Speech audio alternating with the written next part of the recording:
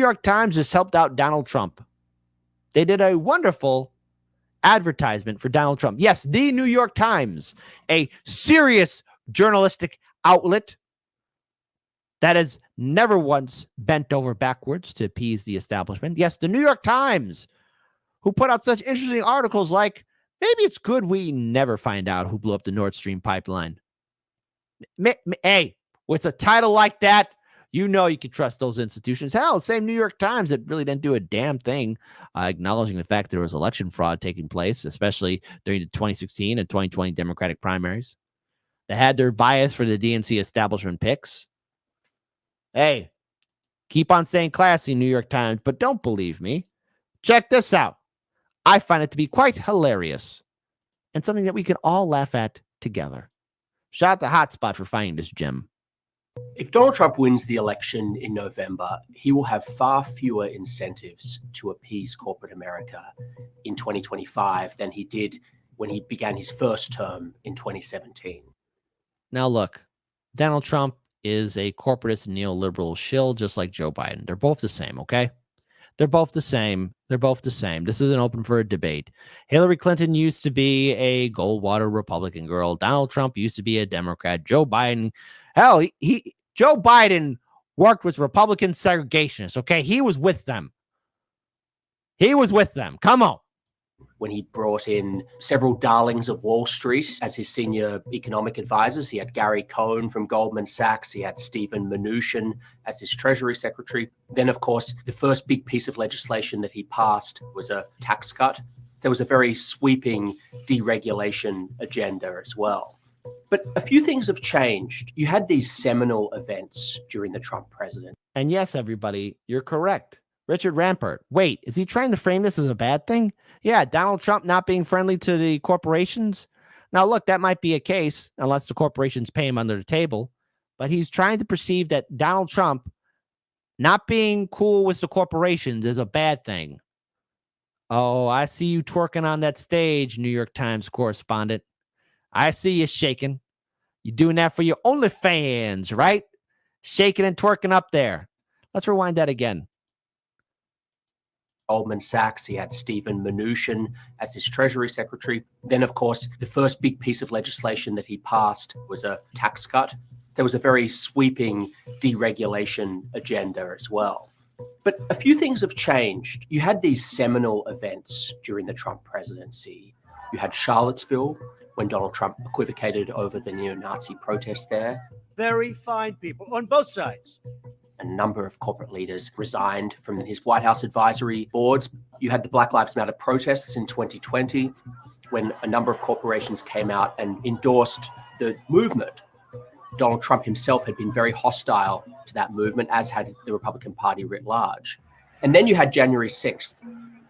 You'll never take back our country with January 6th. They always go back to it. January 6th, the day Caesar crossed the Rubicon, the day the shaman decided to politely stand up at the podium and take a photograph. weakness. After the attack on the Capitol, you had Donald Trump himself being deplatformed by Twitter and Facebook. And then you had... Not anymore. Or at least on Twitter anyways. I don't know if he'll ever come back. A number of large corporations pulling back their donations to the Republican Party, which was, in the minds of many people around Trump, the ultimate betrayal from large corporations. The other really important factor in this is that Republican voters are changing. The Republican Party has become much more working class. You could tell this guy from the New York Times never worked a day in his life, or if he did, he forgot where he came from. Much less college educated and much more skeptical of large corporations. And when your voters change, when your constituents change, the incentives change. That's right. Well, gee, I don't know. That's politics 101. You know, a lot of people are really not falling for the great idea of you work hard, work, you'll get the American dream, when the American dream now is becoming a legend, a myth at this point. A house, 2 cars, a family in this economy? Boy, are you nuts? You got to get that brain checked. I'm on Operation OFP.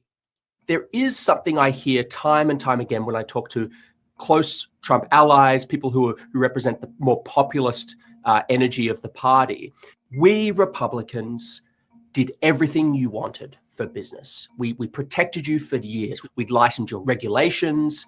So is he bad-mouthing the working class? Yeah, he is. We fought against the trial lawyers who were trying to take you down. And what did we get in return? All we got was you, corporate America, siding with Democrats and progressives on every major cultural. No, whoa. Those corporations only did it to virtue signal. They don't agree with that. Think these corporations care about Black lives? They don't. These corporations care about the LGBTQ community? They don't. These corporations care about a woman's right to choose? They don't. It's called virtue signaling so that the media could say, oh, wow, this corporation really cares about it, and I'm just going right on being just consuming. No, these politicians don't care. These corporations don't care. They don't care. You think they really care? They don't. They're only doing it to virtue signal. I mean, look, maybe it's not fully in relation to this story, but if you ever see the movie She Says, right? And if you actually sit through this movie, and I did, and it's very difficult to sit through because it's pure propaganda trash. But it's a movie about two reporters from the New York Times and how they uncovered the Harvey Weinstein scandal, right? But yet Hollywood knew who Harvey Weinstein was. It wasn't a great revelation where all the actors and actresses and directors and producers for years worked with Harvey Weinstein. They're like, oh my God, we never knew this. No, they all knew. Okay? And they did that movie as a little pat on the back saying, see, folks, we changed. No, they don't. Hollywood, like any institution, like any corporation, like any corporate outlet, and Hollywood is made up of a lot of corporate outlets, they don't care. They only virtue signal. Virtue signal. That's it. Issue. So the next time you come asking for our help, we're going to be far less inclined to help you. And in fact, we might use our government power against you. This is stuff that's really new for the modern Republican Party. But on the other hand, Donald Trump still loves being courted. By the way, Torwin says, nothing like a smarmy asshole with a British accent telling us how to vote. If this guy ever did work a day in his life, he must have had disdain for it. Well, I mean, look at his tone when he comes on to talking about working class Americans. And supported by these corporate leaders. He loves having massive fundraisers in Palm Beach led by some of the wealthiest leaders in corporate America. So you have these forces in tension, and I think it really is an open question as to what it looks like in a second term. Oh, my goodness. And of course, you know, all these quote-unquote journalists are afraid now. When you have people, especially on BSDNC, for example, BSDNC's Nicole Wallace says, depending on what happens in November, I might not be sitting here. Oh, no, there might not be a White House correspondents' dinner or a free press. Oh, because you got to have those bread rolls, right? That disgusting ass White House correspondents' dinner, right? Here. At this point, the media wants Trump to get reelected because they need the views. They know they're tanking. They need Trump more than Trump needs them. I've seen that toast a bunch of times, but it landed very differently this year because depending on what happens in November, 7 months from right now, this time next year, I might not be sitting here. Aw, how sad. Too bad no one gives a I had to pause myself. There might not be a White House correspondents' dinner or a free press. Oh, While our democracy doesn't exactly fall apart immediately without it, the real threat looms larger. A candidate with outward disdain, not just for a free press, but for all of our freedoms. all of our freedoms. What? And for the rule of law itself. Oh, my goodness.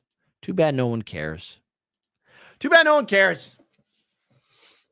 New York Times, hey. You just helped Trump out by signaling to his voting base, like, hey, yeah, Trump's going to fight off against corporations. Now, Trump, being any other politician, will be more than happy to get paid under the table or publicly by these corporations because these corporations want to earn a profit.